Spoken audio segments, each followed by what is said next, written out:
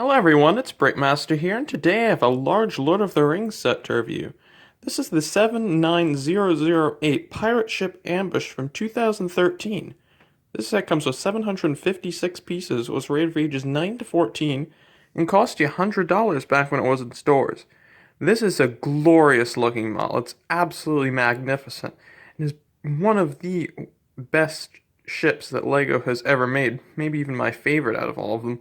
I just think there's so much detail, such great features, and yeah, it's just a wonderful looking build, and comes with some great minifigures as well. So let's look at the box to be the first part of the review. Alright, so here's the box. It is really large, and I really like the look of the background art. You can see the other Corsair ships in the background when they're trying to dock by Osgiliath. And of course it shows you a battle scene of when the dead soldiers and Aragorn, Legolas, and Gimli go attack the Mordor orcs. And I do really like that, and of course here at the top right-hand corner it shows you the Eye of Sauron. And yeah, it's a nice look. Here at the back, you can see it shows you the ship again, some of the functions such as the catapult, the flick fire missile, and being able to lift the top part of the boat. And yeah, again, some more battle scenes. It shows you all the weapons that come with it as well, and you being able to release the anchor. So yeah, I definitely like the look of this box. Alright, so here are the instructions. There are two, and this one comes with a total of 76 pages, and this one comes with a total of 68 pages. And yeah, they're really easy to follow. Everything's divided up into a total of 6 bags, but I'm pretty sure, I don't remember exactly, because even though this was the last Lord of the Rings set that I bought, I still got it quite a few years ago, so I think there's more than one bag 1, or one bag 2, so yeah, of course it shows you the box that tells you what pieces you need for each step. Here at the back, of course, Boys Scream Win, gotta have that. Here it tells you that you should join a LEGO club to get magazines, and on the second instruction booklet, it tells you to go to lego.com/The Lord of the Rings. Unfortunately, The Lord of the Rings is no longer a LEGO theme, so it's probably not there anymore. Here it tells you can look at the Hobbit sets. Here it advertises the Lord of the Rings video game.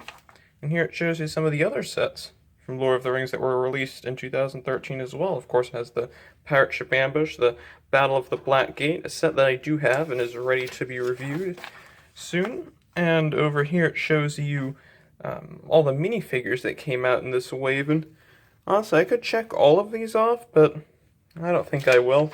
And here it shows you the very large list of pieces. So yeah, that's it for the instructions.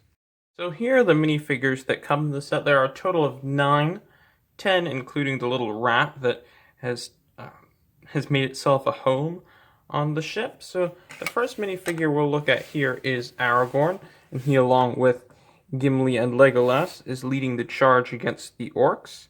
And he's a very nice looking minifigure. You can see he has a very detailed torso. You can see the nice printing on him. He has his sword here. I think at this point he does have the blade that was broken, the Narsil blade. And here at the back you can see he does have some printing. It's very, very little, but I do like that they went above and beyond and decided to put printing on him. And that's his face, his first face, and if you turn it around, you can see he has an angry face, and of course that's when he is charging into battle. So yeah, it's a very nice minifigure. Here is Gimli, the dwarf. Of course you can see he has the smaller legs, and he has a very long beard, just like the character of course does. And he has a large axe and a smaller axe, which is nice. He has 2 weapons, and I know he throws this one at Gandalf when he thinks that he's Saruman, when he first meets Gandalf the White. And here, of course, is his helmet, very detailed as well. And that's what he looks like when you take off his helmet, and he does have some back printing as well. In this face, it's kind of hard to take the head off without taking the beard off as well, but it's just an angry-looking face. So, yeah, that's it for Gimli. here is Legolas, and he's a very nice looking minifigure. You can see he has an olive green torso, and his shirt extends and sort of falls by his pants. And of course, he has his hair, very long hair um, with his elven ears, and he does have a very large bow and arrow, which is of course accurate to him. And if you take off his hair, ooh, it decided to fly. I was not expecting that. He has a very angry looking face, and that's obviously when he is fighting. The next minifigure right here is the King of the Dead, and he's a great looking minifigure as well. I like the sand green crown a lot that he has. I think he looks absolutely wonderful. I think that's exclusive to this set, along with his torso and pants as well. So, yeah, great looking minifigure. Has a nice red cape, and of course he's the King of the Dead, so he's basically almost like he looks somewhat like a skeleton, really. And yeah, he has some very bushy eyebrows. He has a sword, and he does have another face as well. So yeah, that's it for him. Here is the dead soldier, and he does look quite nice as well. I like his sand. All the sand green that's on him is really great, and I've never seen these pieces anywhere else in sand green before or since. So yeah, great looking minifigure. You can see he has a mustache right there, and great looking figure. And here is of course another dead soldier, and he has a different face here. You can see he doesn't have the mustache like the one before, and he does have a different torso print than the last minifigure. So I really appreciate that they try to have some variation. Of course, he has all of this really nice looking sand green on him. And here is the pirate, I think the Pirate of Umbar? Yeah, I think that's what he's called. Yeah, very nice looking minifigure again.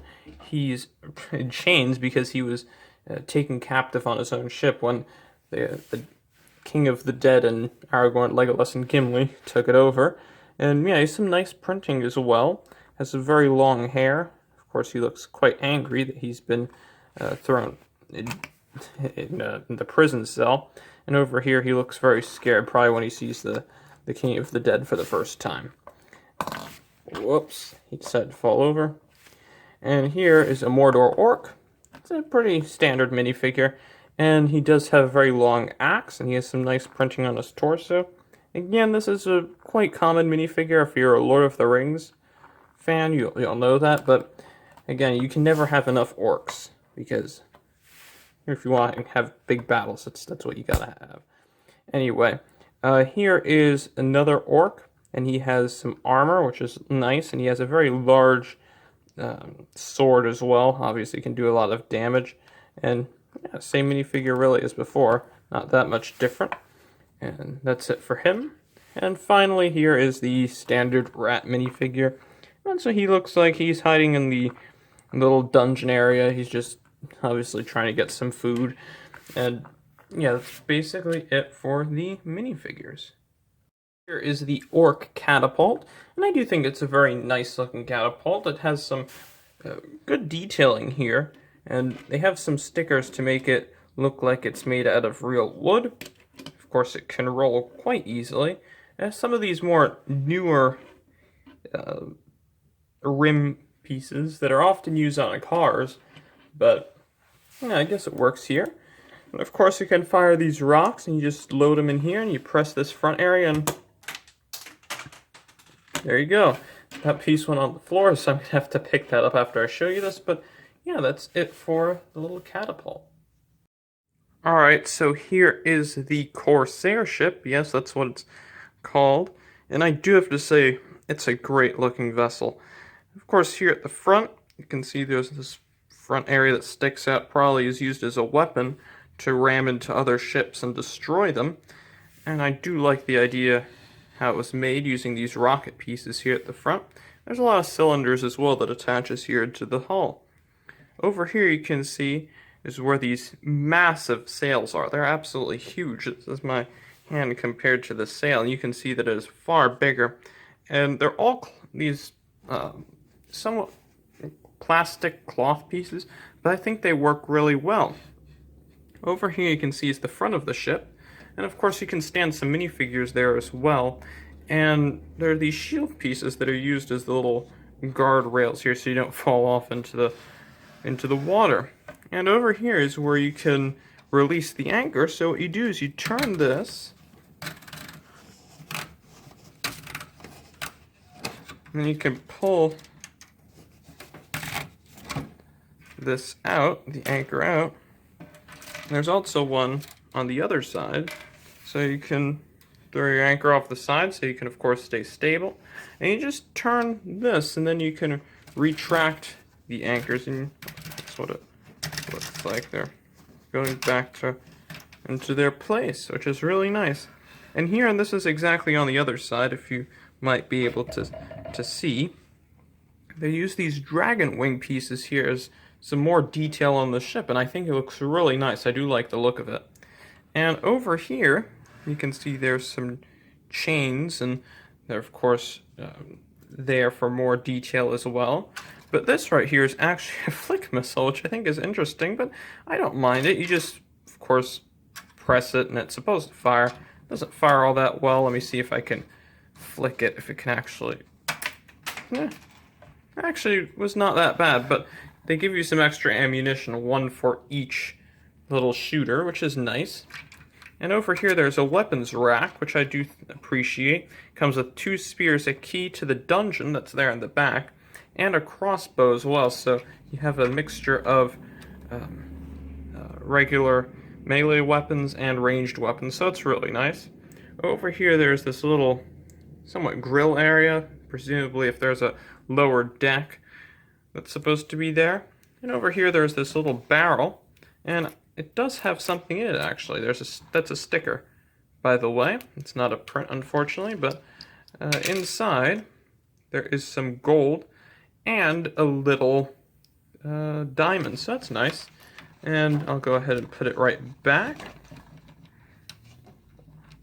And over here you can see that there are some stickers on these brown pieces, and of course those are supposed to be wood boards. And you can see there are some barnacles growing on it because it's been by the water and gotten wet so many times. And there's a crate right here with some bottles, and you might be wondering, what are those little tiles that are inside there? So you can lift it up, and of course this crate has been broken because it's been used so often, and I do like how it looks. And inside there are some maps, and of course these are stickers as well, but I do think they look quite nice. Yeah, this map I know for sure because it says Gondor, and let me see if I can. Yeah, this is what it's supposed to look like because there's a sea to the south of Gondor. Rohan's a bit further north, and this right here are, I don't know if that's the port area where the Corsairs are, if that's Haradrim or something, but yeah, I do like these stickers. I always like maps. I actually drew some of the Tolkien maps at one point when I was before I started the channel. But anyway, yeah, this is what the crate looks like, and you just put the little brown pieces on there, and there you go.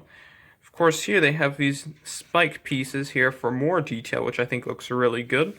And they also have some crossbows over here, so you can attack anything that's any hostile forces if you're trying to land the ship.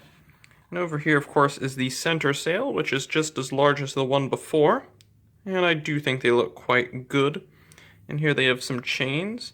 And this is where the dungeon area is. So I'll turn the ship around a little bit.